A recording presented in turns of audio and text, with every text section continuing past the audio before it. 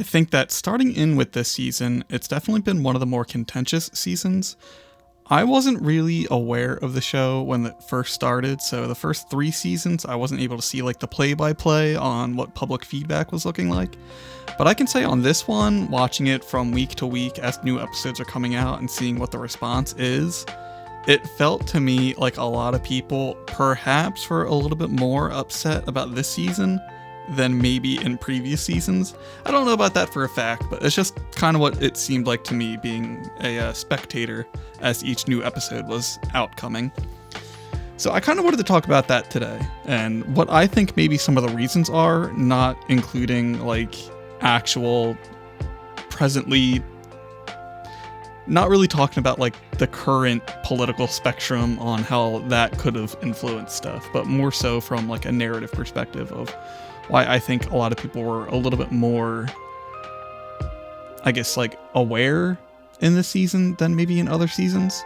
So I guess with that being said, obviously this is going to have spoilers. I'm going to be talking about the season. So as I'm going through, I just wanted to say too, I started seeing a lot of people come out and saying things that might not have made sense, and sometimes when you take a lot of time away from one season to the next season, you don't have the same stream of consciousness going between them, so you can start to lose details. So when you start to see new things and start encoding in new information, it can kind of be a little bit difficult to accept that new information. There's a sort of like cognitive dissonance that you get with accepting new story beats. And I was thinking maybe that was what was happening. So as I started watching season 4, I actually went back from the very beginning and watched from season 1 and got caught up to sort of follow through into season 4 to see if there was any kind of continuity that maybe broke apart between the seasons. And what I found in doing that was that there really wasn't. I think that it followed in pretty appropriately as far as the perspective of the directing seemed the same. It had all the same kind of directing beats. The acting was still just as great as it was, all the effects and everything. From a production standpoint, I think that it was right in line with everything that we've seen up until this point, especially when it comes to like the tone being satirical and all the shock value that you get in the previous seasons. Like, that's all there, but it seemed like people were complaining about it a little bit more. So what do I think was happening here? I think all that stuff being consistent between all the seasons, perhaps it was the storytelling. And what I mean by that is that it definitely felt different. I think that they were able to stem from a lot of the source material in the first 3 seasons, and I think in this season going forward, this might be like the furthest deviation and departure from that source material that we're going to get. So this is sort of untapped territory, so it's up to the writers to make a competent story, and I think that a lot of that competence in the previous seasons had a lot more cause and effect relationships between like the characters and the world around them and the things that were happening. In the first 3 seasons, it was a lot more about the corruption that revenge can have on characters and seeing them all go through all the different scenarios that they're in and sort of delve deeper into this hole of depravity. We see that with our villains who become heroes. We see that with our heroes who become villains, and it really blurs the lines, and it uses all of that as a launching pad to have all of these satirical elements about the absurdity of life and what we're doing currently. So when I started looking back from the very beginning on season 1 forward, it was pretty obvious that everything had a very distinct cause and effect relationship.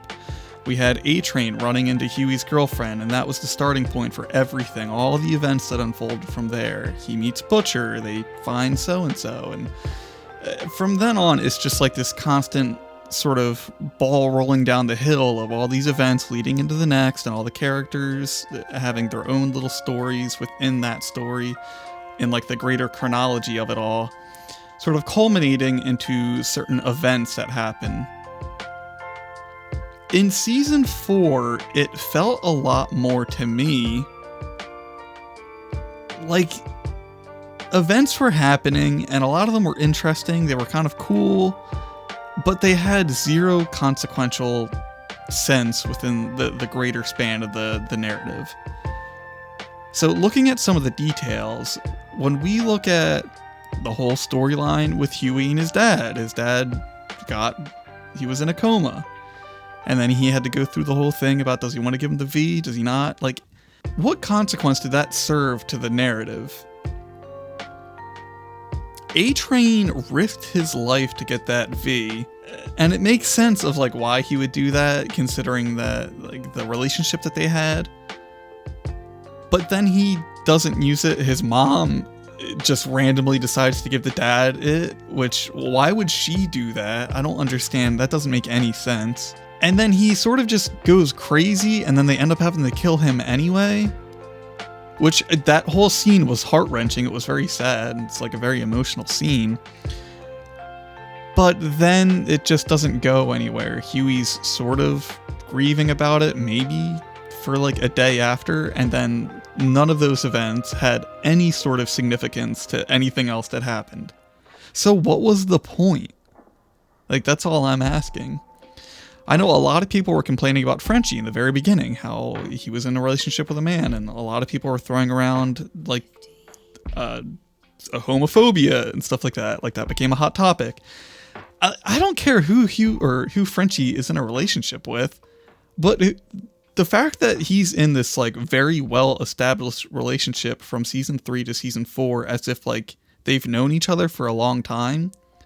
Like, we didn't see anything grow from the beginning till that point, so I'm just supposed to believe he met some new person, they fell deeply in love that quickly, and then that also happened to be a person that Frenchie has wronged in the past?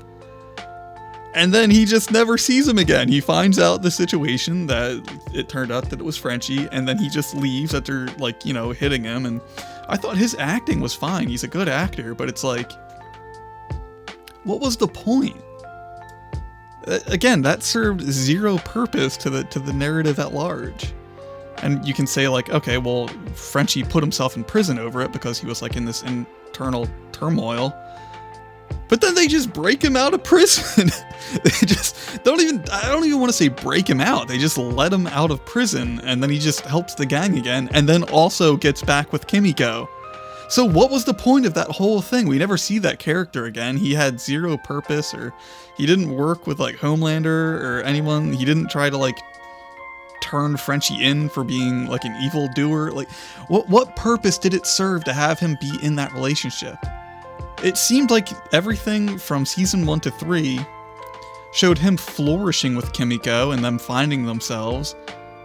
And then I seen people, like, arguing that she said that she just wanted to be friends with him, but then they get together anyway after all of that stuff happens. Like, so what was the purpose?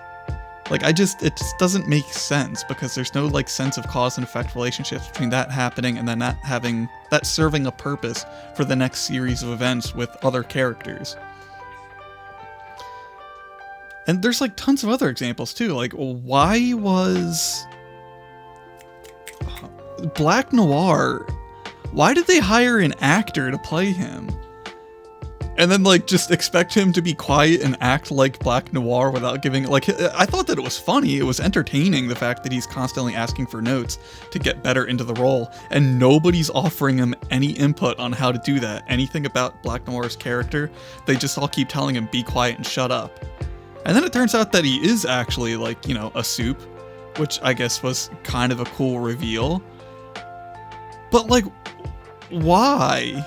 Like, what purpose did it serve? I know I keep saying that over and over again, but, like, for real, though, it just doesn't seem like it had any reason.